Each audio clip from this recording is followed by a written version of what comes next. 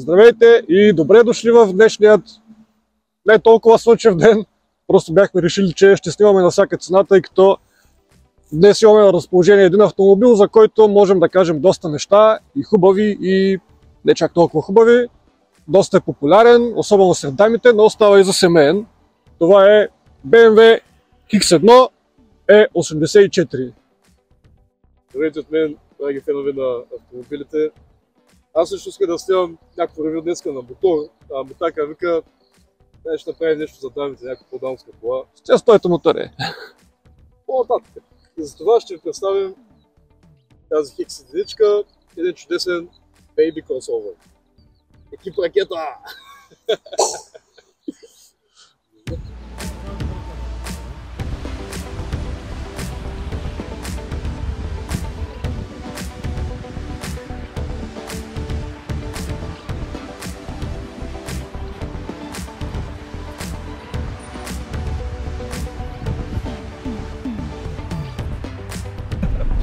Здравейте на всички, вече се намираме в X1. Обикаляме в Бургас и района. Общо взето, след небивалия успех на BMW X сериите с X5, X3 и спортния X6, компанията решава да пусне модел, който да е насочен към по-широката публика, за хора, които искат малко кросовърче, с което да се придържат из града, а за тези, които искат да излизат по черни пътчета и така нататък, е добавени 4x4. Просто размерите са намалени. И така, през 2009 година на пазара излиза X1, като целта на баварците е да откраднат пазар от Toyota RAV4, конкурентите от Land Rover с модела Freelander. X1 е базирана на трета серия Touring, така позната като E91, като разликата е, че е малко по-висока и вече разполага с 4x4. Поне за Европа. В Америка имат по-мощни версии с турбиниран редови шестак, но там има опция и само на задно. Така че ако внасяте X1, гледайте това. В Европа всички европейски спецификации са 4x4 и идват с системата X-Drive на BMW. Типично в стил на BMW, по-голямата част от мощността се изпраща на задния мост, 60%, като 40% отиват към предния. Естествено, по електронен път и при нужда до 100% може да се прехвърля на задния или на предния мост. Шофирайки този Baby Crossover, виждаме, че позицията на седене е какъвто е самия автомобил. Нещо средно между хетчбек и SUV. Самата позиция някъде по средата. Не сте ниско долу, но не сте и високо. Нещо по средата е. За мен е доста така прилично седенето. Не те омаря, волана е така позициониран както трябва. Самото управление, говорейки за волана, е сравнително тежко. Типично по баварски спортен стил, на което лично на мен ми харесва. Аз предпочитам по-информативни, по-тежки управления и волани. X1 определено доставя в този аспект. Всъщност това е един компактен SUV, който наистина иска да бъде атлетичен лек автомобил. И бих казал, че успява доста добре. Да, от BMW твърдят, че автомобил основното му качество е ловкостта. И по това, което ние виждаме, това се оказва точно така. Колата е доста откликваща, така да се каже, на командите, които се подават. Другото, което на нас не допада, са перата за сменяне на скорост на волана. Сега автомобила не е супер мощен и така нататък, но това допринася така за усещането на спортен дух в кокпита. X1 определено е доста пъргава, доста откликваща и се хвърля в завоите с охота. Определено се чувствам стабилно на пътя с нея. При пътника е малко по-различно. Дивка. Возията е изненадващо удобна. Определено е по-мека от трета серия, но сравнявайки я с конкурентите от RAV4, Suzuki Vitara, Freelander, колата вози една идея по-твърдо, но в никакъв случай некомфортно. Колата си е доста удобна. Доста добър баланс, бих казал, между комфорт и спорт. Големите неравности не се усещат кой знае колко. На по-малките се усещат малко повече, но това е нормално. Все пак трябва да има и стабилност в SUV. Окачването е нормално Макферсон на пружини, нямаме въздушно окачване, здраво и не е скъпо за поддръжка, така че няма да имате ядове там. Интериорът, самата му изработка, качеството е една идея по-ниско от това при трета серия. Няколко пластмаси скърцат по таблото, не е кой знае какво, но за автомобил от този сегмент, този клас е достатъчно.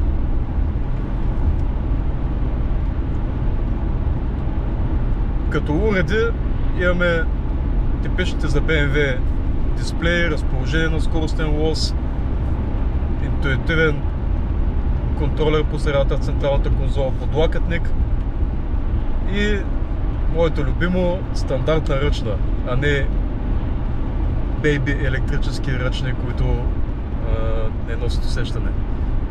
Тук има един хубав кожен лост, падам се пожи между другото, все още. Но да, стандартно за BMW табло с всичките му характеристики, всички бутони са разположени, където са по принцип разположени в BMW-тата. Лесно за използване, няма объркващи неща при него, няма изненади. Единственият минус, който е тук, е клиранса на автомобила, който, както казах, колата не е висок, не е голям, колата не е типичният джип, но ако ви се наложи, пак повтарям, да излезете някъде извън пътя, в повечето случаи ще се справи. То все пак X1 е най-удома си, се чувства най-удома си на асфалта. Централно разположена, имаме типична за BMW iDrive система, която работи прекрасно, интуитивно, менюта се намират лесно, без никакъв проблем. Имате различни опции, телефон, навигация, контакти, списък с контакти, музика. Въпреки годините си, iDrive системата все още е актуална, използва се доста лесно и е интуитивна.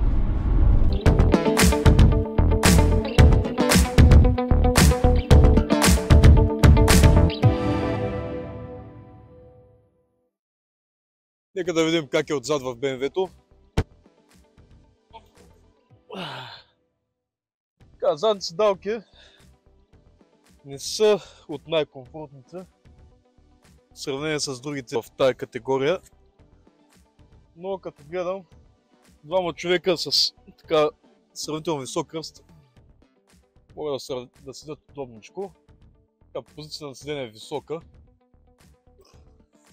И при по-дълги пътувания може да пуснете седалките леко назад. Да, така вече е една идея по-комфортно. По средата, като цяло, да, ако сте по-малко дете между двама възрастни, смея да твърдя, че е добре работата. Ако трябва да съберем трима възрастни с моя размер, няма да е много комфортно. Багажник като багажник. Сега не е от най-големите, не е толкова малък. 420 литра, нали, има си кора, като се свалят седалките, се увеличава обемът на 1350 литра. Общо взето, така един практичен багажник. Нали, аз не бих се чувствал комфортно вътре, както по принцип се чувствам в другите багажници.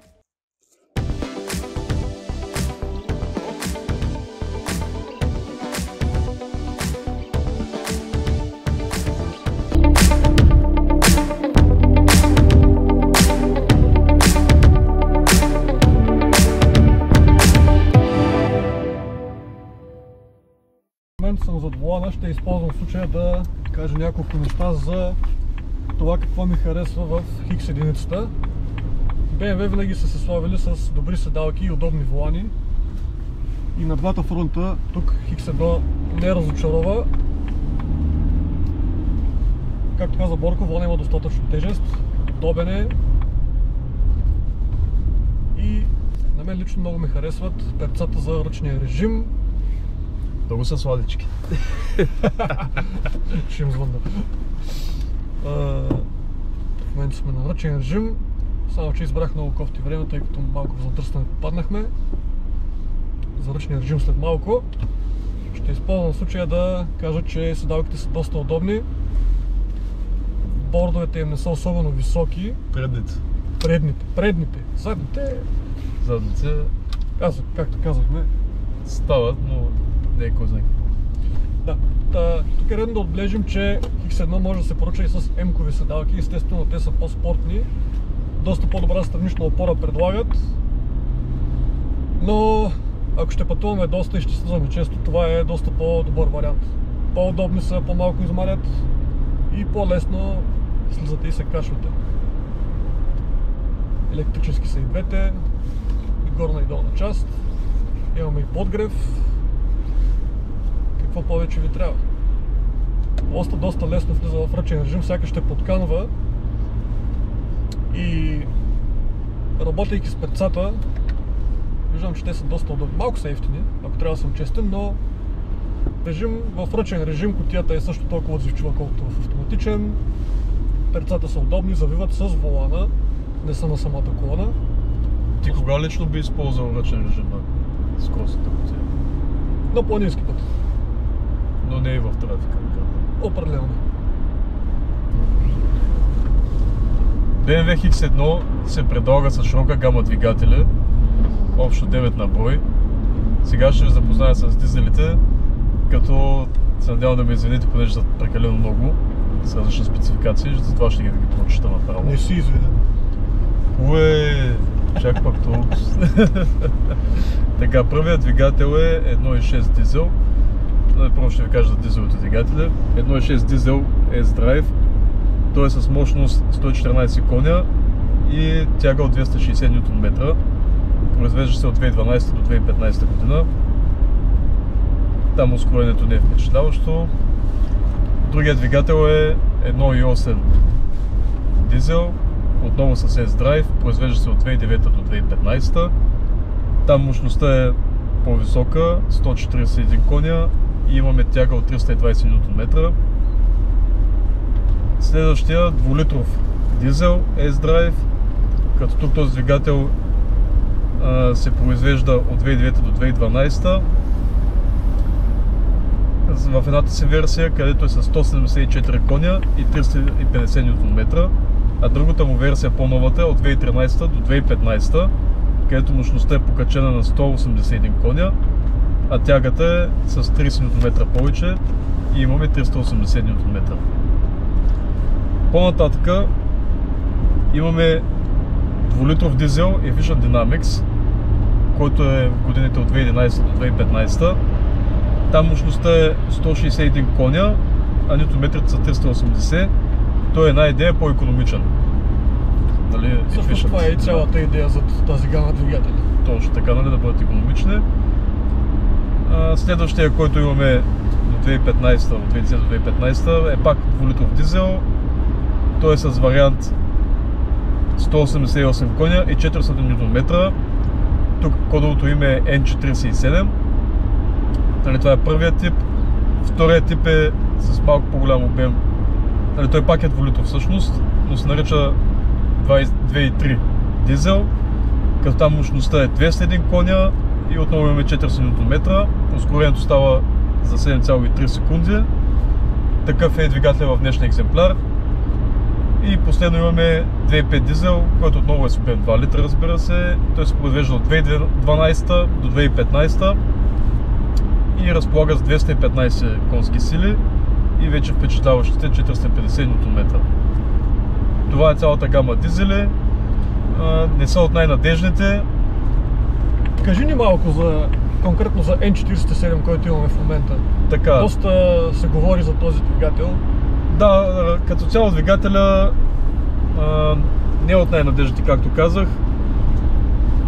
в подготовката ни за епизода изчетох доста информация, доста история, доста форуми и като цяло трудно успях да намеря едно положително мнение за този двигател, като репутацията му е на доста чуплив, скъпа поддръжка. Основният проблем е с веригата, която общо взето капацитета й не е много голям, живота й не е много голям, къса се и тя самата верига е тънка, в сравнение с други автомобили с верига от други марки. И се къса без предупреждение също. Точно, нито започва да трака, нито издава някакви звуци, просто се къса, а когато се скъса, имате два варианта и двата не са хубави.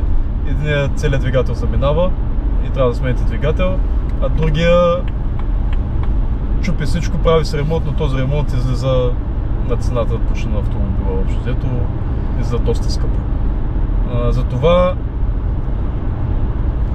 експертите препоръчват тази верига да се сменя на 100 000 км, което е не е много като километри. 100 000 км реално е нищо. Направо си е като ангренажен ремък. Да, направо си е като ангренажен ремък. Просто е по-скъпа. Дори и след смяната имате един 100 000 км и после ако искате всичко да е наредено по легла, пак трябва да я смените, а тези смени никак не са ефтини. Говорим нещо в диапазон от 3000-4000 лева. Също другото, което е слабо, са обтегачи на веригата, които са пластмасови, те се чупят и там също стават проблеми. Общо ето, това е основната болка на този мотор. Нали, заедно с стандартните проблеми при дизелите, като дюзи, DPF-и, затлачват се и така нататък. Това, което искам да кажа, въпреки всичко, двигателят все пак се остава пъргав. Като икономия не може да говорим за кой знае каква икономия. Чакай да видим пъргав ли? Добре набира. Общо взето има едно замислене, но като цяло двигателя осигурява някаква динамика. Относително гъвкав е. Да, зависи от поддръжката.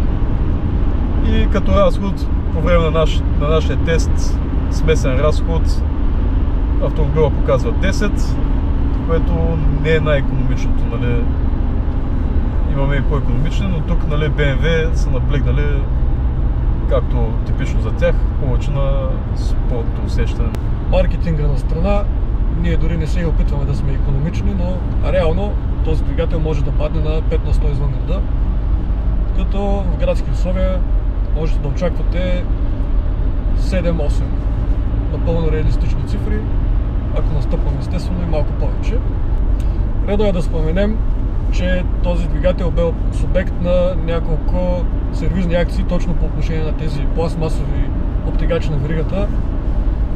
Доста солиден брой автомобил беше засегнат през 2018 също, дори през 2021 също имаше акция за тези обтегачи, като близо 2,5 милиона автомобили. Всъщност 2 милиона и 600, ако не се лъжа, бяха засегнати. Което е сериозна цифра. Редно е да проверите дали това нещо е извършено, ако гледате такъв автомобил. Бензиновите мотори са общо 5 на брой, 6 всъщност, извинявам се, като 5 от тях се предлагат за европейския пазар. Започваме от 18i, който също е 2-литров, 150 конски сили. Не го препоръчвам. Като цяло всичко, което е с обозначение 16 и 18, аз лично бих бягал от него. Не са пъргави двигатели, същевременно не са и по-икономични от много по-голямата част от останалите двигатели. Двигателят N20, като има две версии, 20i 181 конски сили, 270 Нм и 28i с 245 конски сили, 350 Нм. Приличен двигател, върви доста добре, икономичен е при нормално каране, държи на тунинг, но трябва да се отбележи, че и те също имаха проблеми именно заради пластмасовите обтегачи на веригата. И имаме двигателят, който аз лично бих избрал, N52, като хикс единицата тук също е с обозначение 28i.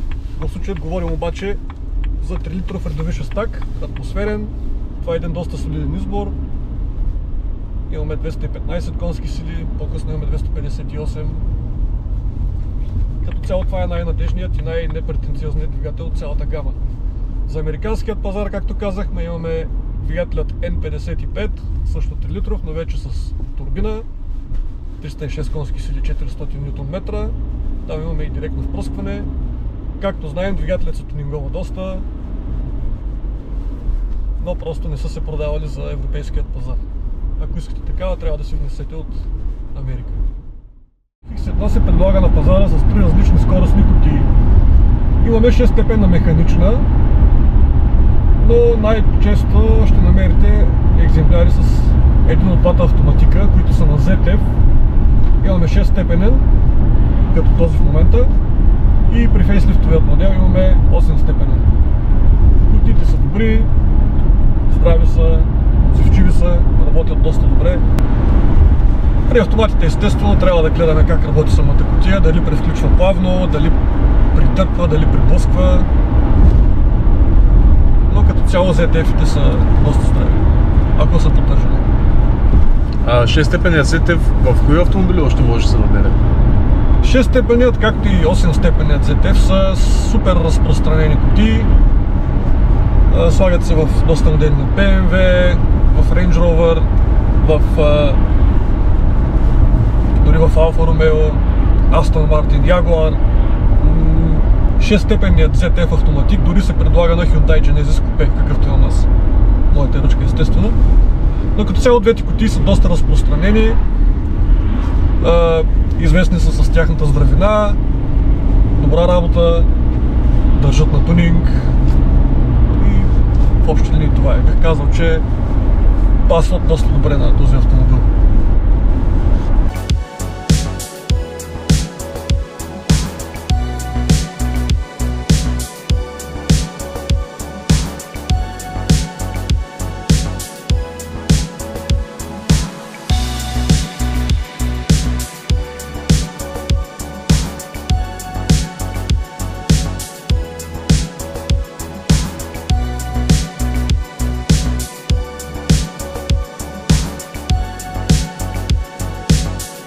Да, какво успяхме да научим за BMW X1 E84 в този ветровит ден? Ами, това е един двойствен автомобил. Иска да е SUV, но иска и да е по-спортен. Същевременно става за семейен автомобил. Естествено трябва да внимаваме с дизеловите мотори, както споменахме. За мен лично перфектната конфигурация за X1 E84 е 28i с 3-литровият атмосферен редови шестак. Той е най-непретенциозният от всички, може да бъде икономичен, става на газ и в крайна сметка какво повече ви трябва? Икономия и удоволствие от шофирането с практичност.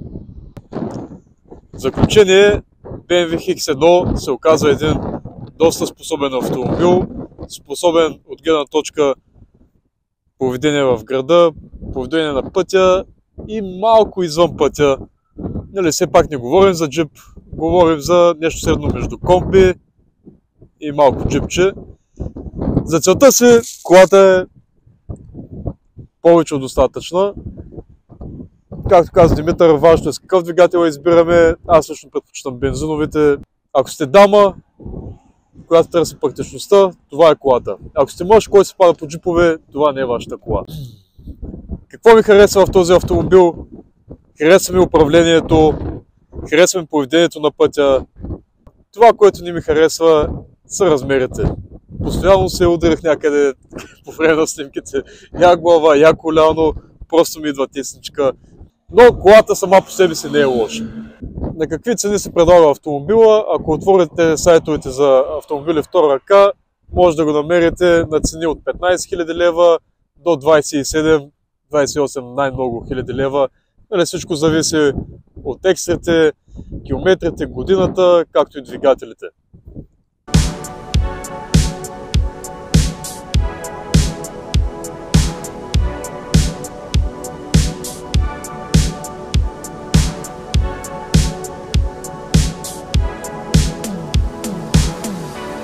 Това беше от нас в този епизод. Ако искате повече, абонирайте се за канала.